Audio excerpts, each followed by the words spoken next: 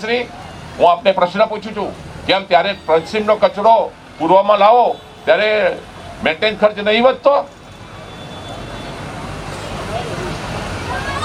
એનો જવાબ આપો સાહેબ શ્રી. પશ્ચિમનો કચરો તમે પૂર્વમાં લાવો છો તો એનો મેન્ટેન ખર્ચ નહીં વધતો? તો પશ્ચિમ જ બનાવો ને, ખર્ચ ઓછો થાય. કયા રાજ્ય કરતા આપણા શહેરનું બજેટ વધારે છે? માન્ય શ્રી જવાબ આપો. કમિશનર સાહેબ શ્રી, ડેપ્યુટી કમિશનર સાહેબ જવાબ આપો. કયા કયા રાજ્ય કરતા આપણું બજેટ વધારે છે? માન્ય શ્રી, આપણું બજેટ અમદાવાદનું 12,000 કરોડ 800 લાખનું છે. આ જ કંપનીઓએ બીજા શહેરોમાં બનાવેલું, જામનગરમાં બનાવેલું, ત્યાં આગળ સ્ટે આપ્યો હાઈકોર્ટે. માન્ય શ્રી જવાબ આપો, આપ્યો છે કે નથી આપ્યો સ્ટે? આ જિંદાલ કંપની બની અહીંયા, ત્યાંનો રોજનો 10 લાખ ગાડીઓ ચાલે એટલો કાર્બન ડાયોક્સાઇડ ઉત્પન્ન થાય છે. તો શું પ્રજાને કાર્બન ડાયોક્સાઇડ નહીં નડે? દિલ્હીથી પણ વધારે સાહેબ કાર્બન ડાયોક્સાઇડ ઉત્પન્ન કરે છે આ જિંદાલ કંપની. તો શું તમે પ્રજાની હિત સાચવો છો? એટીપી પ્લાન્ટ બન્યો ત્યારે શું શું શરત રાખી હતી એ આપ મને જણાવો. તો શું શરત હતી, મને એનો જવાબ આપો. આપણે છે ને આ પ્રોજેક્ટની આ પ્રોજેક્ટ નહીં, આપ એ વખતે પણ સુનાવણી કરી સાહેબ. હું ત્યારે કદાચ નહોતી, હું જોઈને આપને જણાવું. સર રેવણી સર, આપ એક ઉચ્ચ અધિકારી છો, વેબસાઇટ પર જોઈ શકો છો. અતાલ સર્ચ વાળો, અતાલ સર્ચ વાળો સાહેબ. એટીપી પ્લાન્ટ બને તો ત્યારે સ્થાનિક લોકોને રોજીરોટી આપશે, સ્થાનિક લોકોના સ્થાનિક ગ્રીનરી કરશે અને આ સૈદપુર ગોપાલપુર ગામનું તળાવ વિકસાવશે. પણ એ તળાવની આજે દશા જોઈ આવો, કેવી દશા છે. અહીંયાથી 200 મીટર દૂર છે. માન્ય કલેક્ટર સાહેબ આપ આવ્યા છો ત્યારે માન્ય પોલ્યુશન બેન્ડમાંથી તલ્લિકાબેન આપ વધાર્યા છો, માન્ય ડેપ્યુટી કમિશનર છે, સૌ વિસ્તારના આગેવાનો છો, ત્યારે મારે એટલું જ કહેવું છે, આપ સ્થળ તપાસ કરો. લાજવાના જગ્યાએ ગાજો છો, ગાજતા શરમ આવી જોઈએ. શરમ પ્રજાના માટે તો વિચારો. આ જગ્યાએ તમારો પરિવાર રહેતો હોય તો તમે શું કરશો? માન્ય શ્રી શું સાહેબ, આ પ્રજા ગરીબ છે એટલે ક્યાં ક્યાં વિરોધ થયેલો એનો પણ તમારી પાસે જવાબ ના હોય તો હું જવાબ માંગુ છું સાહેબ શ્રી. હું જવાબ આપીશ. કાં તમે મને જવાબ આપો, આપ શું કયા ડોક્યુમેન્ટ લઈને બેઠા છો અમારી સામે?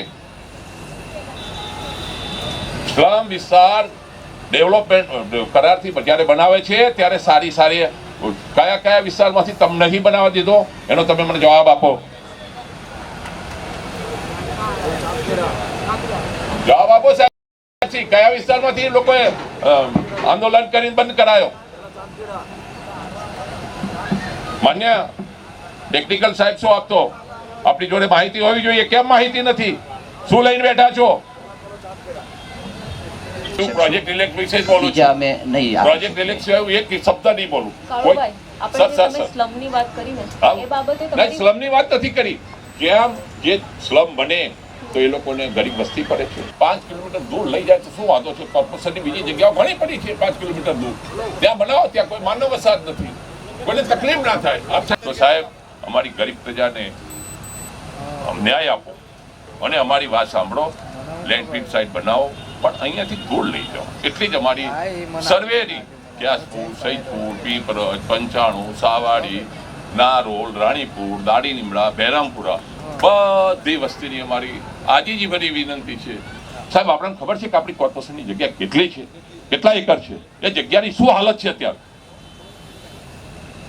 આપ સાહેબ આપ બેઠા છો ત્યારે ખૂબ મને દુઃખ થાય છે. જો આપણા જે ઉચ્ચ અધિકારીઓ જોડે આટલી માહિતી ના હોય અને આપ લેન્ડફિલ સાઇટ બનાવવા નીકળ્યા છો એટલે એક શરમજનક ઘટના કહેવાય. આવેદન પત્ર આપી દો. અમે સાહેબ પ્રજાના હિત માટે બોલીએ છીએ. આપ કહેતા હોય તો મેં બેસી જઈએ સર. બ્લાસ્ટ છે તો કેટલા લોકો મળી ગયા? શું એના પરિવારનું શું? એ જગ્યાએ જો મારો છોકરો, મારી બેન, આપણો દીકરો, આપણા દીકરાની વહુ મળી જાય તો આપણે શું કરીશું સર? આપ કહો સાહેબ, તમે પણ જવાબ આપો. એના વિશે તમે મને જવાબ આપો સાહેબ. અમે પણ માણસ છીએ, અમને માણસના તો હક આપો. ડોક્ટર બાબા સાહેબ સાધીના તો હક આપો સાહેબ. ડોક્ટર બાબા સાહેબે જે કર્યું છે એનો તો અમને તમે મર્યાદા રાખો સાહેબ શ્રી.